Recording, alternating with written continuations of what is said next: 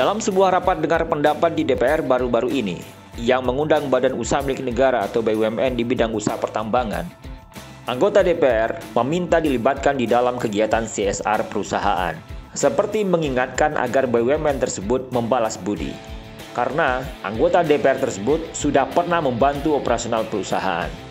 Di kesempatan lain, beredar pula berita tentang anggota DPR yang membuat surat rekomendasi berisi jenis-jenis kegiatan yang diusulkan dari kelompok masyarakat beserta alamat lengkapnya. Hal ini kemudian ditengahi melalui Mahkamah Kehormatan Dewan atau MKD. Isu ini diangkat dan dinyatakan tidak bersalah. Surat rekomendasi juga dianggap wajar karena bagian dari tugas anggota DPR menyalurkan aspirasi dari rakyat. Sebelum ini merebak, soal anggota DPR meminta jatah CSR juga telah ada. Seperti meminta agar program CSR dilakukan di wilayah pemilihannya. Soal istilah CSR ini, mungkin sebagian Anda ada yang sudah familiar, tapi juga ada yang belum.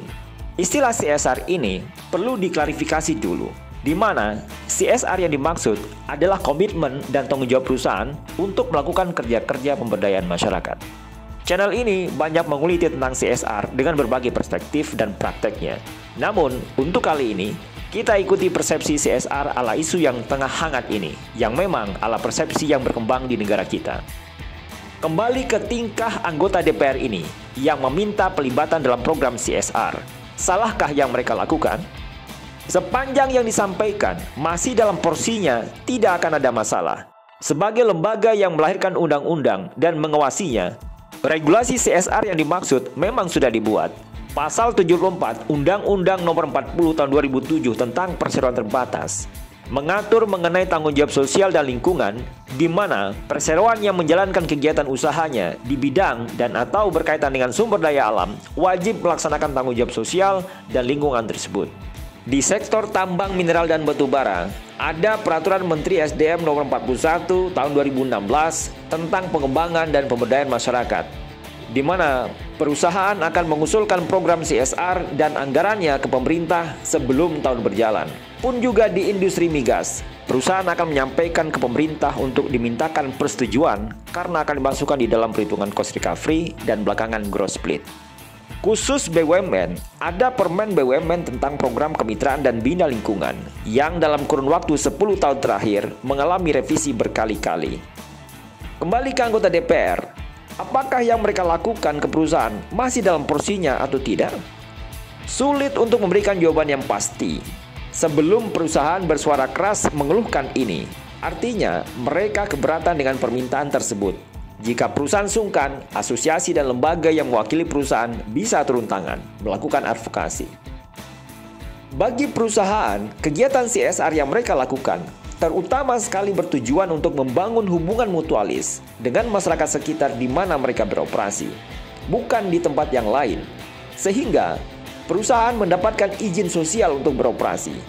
Izin sosial ini adalah dukungan masyarakat terhadap kegiatan usaha yang mereka lakukan sehingga tidak mendapatkan keluhan atau penolakan. Bila perusahaan sudah merasa cukup berbuat di wilayah operasi mereka, sangat dimungkinkan mereka melakukannya di tempat yang lain, nun jauh di mana-mana, bahkan ke luar negeri jika perlu. Bila program ini bagian dari strategi bisnis, sudah semestinya, bahkan bila perusahaan mendapatkan manfaat ekonomi secara langsung, itu namanya brilian. Channel ini memang mendorong perusahaan-perusahaan melakukan smart CSR. Namun, jika murni niat baik yang tulus dari sang pemilik untuk membantu sesama, silahkan saja. Namun, lakukanlah dengan cara-cara yang memberdayakan, yang akan membangun keberlanjutan kehidupan masyarakat dan lingkungan. Jangan dominan yang karitatif. Jangan pula sampai marketing gimmick, apalagi greenwashing. Anggota DPR memang memiliki tugas menyampaikan aspirasi masyarakat. Sangat mungkin mereka menyampaikan keinginan masyarakat tentang CSR perusahaan tersebut. Namun jangan sampai mengintervensi perusahaan. Itu sangat tidak berperilaku etis. Hanya memperburuk citra mereka di hadapan rakyat sendiri. Perusahaan hari ini telah banyak melakukan CSR dengan kerangka sistem tata kelola yang baik. Sudah memiliki plot kegiatan, target sasaran, dan anggaran yang jelas. Bila ada permintaan di luar itu, bisa sangat memberatkan perusahaan. Ini bukan hanya untuk DPR, tetapi juga untuk pemerintah. yang juga berharap perusahaan berkontribusi di dalam pembangunan. Di satu sisi baik, tapi lihatlah konteks dan pertimbangan dampak bagi perusahaan itu sendiri dan masyarakat sekitar. Pastikan partisipasi perusahaan untuk mendukung program pemerintah masih sejalan dengan tujuan kegiatan CSR, yaitu demi untuk keberlangsungan bisnis perusahaan itu sendiri. Karena itu, janganlah memeras perusahaan. Karena jika dilakukan, perusahaan bisa mati dalam bisnisnya, yang rugi juga negara akhirnya.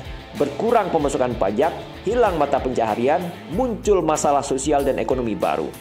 Dana CSR tidak seberapa dibandingkan dengan kontribusi besar perusahaan berupa pajak, royalti, dan pembukaan lapangan kerja. Kegiatan CSR ini boleh saja diregulasi, tapi pastikan kepemilikannya masih di perusahaan. Anggota DPR bisa menjadi wasit, tapi jangan ikut bermain pula.